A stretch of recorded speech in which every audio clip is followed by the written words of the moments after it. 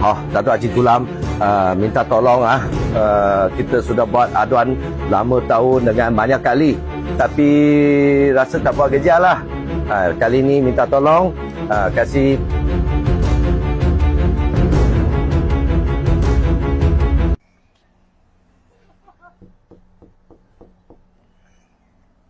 Bismillahirrahmanirrahim. Assalamualaikum warahmatullahi wabarakatuh. Salam sejahtera. So hari ini saya turun ke satu lokasi. Lokasi ini walaupun dia tak berada dalam Parlimen Batu, dan saya nak bagi tahu dia berada dalam Parlimen Segambut. Kalau siapa yang tahu, Parlimen Segambut ni adalah parlimen yang berhormat Menteri Wilayah Hanayo. So saya mendapat aduan daripada penduduk di sekitar kawasan sini. Yang itu kita dapat maklum ada penempatan haram warga asing yang menempatkan ramai keluarga Rohingya. Dan ada juga warga Bangladesh dan juga warga Indonesia yang saya rasa telah menjadi satu masalah yang begitu serius di kawasan ini. Tadi bila saya berjalan, saya tengok kawasan ini hampir lebih kurang dalam 250 meter panjang kampung haram ni. Yang saya tengok rupanya mereka dah berada di sini lebih hampir 10 tahun. Dan notis daripada DBKL pun dah hampir 10 tahun. Dan yang baru ni saya nampak daripada apa yang saya tengok di bangunan, ada notis-notis yang telah ditampalkan.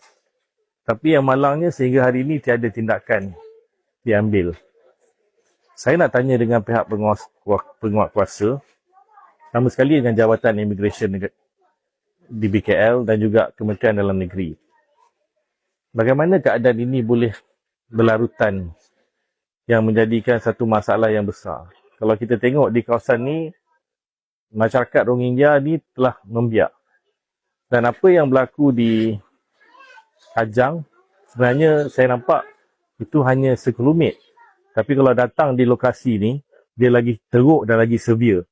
Bukan hanya satu bangunan, tetapi berbangunan-bangunan yang didirikan secara sendiri yang tak ada langsung keselamatan dan kebenaran untuk membina struktur di sini. Boleh lihat apa yang kita tengok. Dan saya tak faham lah sebenarnya bagaimana perkara ini walaupun seluas kawasan ini tapi tidak pernah mendapat satu tindakan yang tuntas. Adakah mereka dilindungi? Ataupun mereka ini ada kira belakang dengan penguat kuasa. Kalau kita tengok kawasan ni, ya memang kawasan ni sepatutnya dah dirobohkan dan sepatutnya, dan yang paling sedih, dia berdekatan dengan sungai. Dan pencemaran sungai yang berlaku di sini. Dan kalau kita tengok sekolah di belakang ni sekolah menengah perempuan Jalan Ipoh. So, bayangkanlah masalah sosial yang berada dekat sini. Yang saya rasa pihak berwajib perlu mengambil tindakan segera. Bagi saya, ini benda yang bukan main-main. Benda yang serius.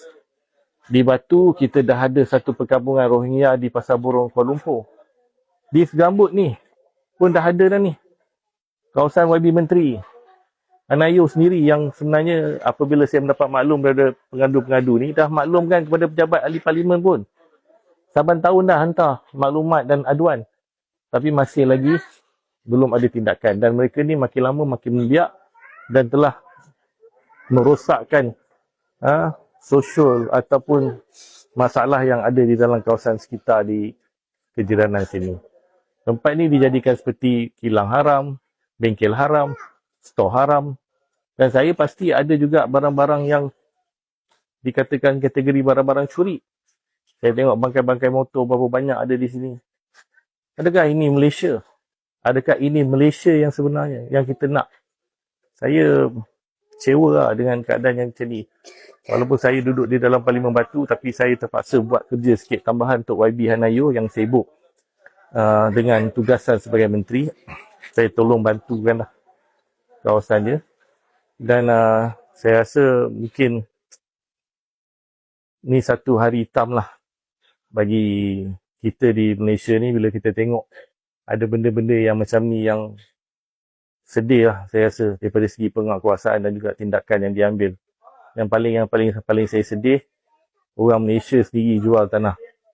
Orang penguatkuasa sendiri menutup mata untuk isu-isu yang sebesar macam ni. Di manakah orang kata kita punya yang dikatakan ketelusan dalam kita membuat penguatkuasaan? Tepuk dada tanya selera lah. Okey, terima kasih. 大家好，我姓林，我是这个社区里面的居民。好，这个问题呢，已经存在了最少8年以上了左右了。我们也刚开始的时候，这些难民罗兴亚难民刚搬进来的时候，都是跟这里的一些地主租赁的，那个时候人数还没那么多。我们也是挺同情他们的，也有拿一些粮食东西去帮助他们。结果后来逐渐，他们的人数族群越来越多了，甚至到目前为止，我相信应该有超过300人以上。那已经开始造成我们这个环境这个社区的环境的一个污染。蚊虫蛇垃圾乱丢还有影响到我们这一边的居民的一些生活这我们社区的环境。后来没办法了，我们就寻求这个政府还有包括当区的 YB 来协助处理这个问题，但是投诉很多次，到今天目前为止还是无法解决。希望Dato' Haji Gulam能够好协助我们，帮助我们。我们是国民，我们不针对罗兴亚难民，但是问题已经超越了我们的想象，环境污染没办法了。政府Dato' Haji Gulam minta tolong kita sudah buat aduan lama tahun dengan banyak kali, tapi rasa tak buat kerja lah. Kali ini minta tolong kasih penduduk kita, rakyat kita duduk tempat, bersihkan, sehatkan. Terima kasih banyak.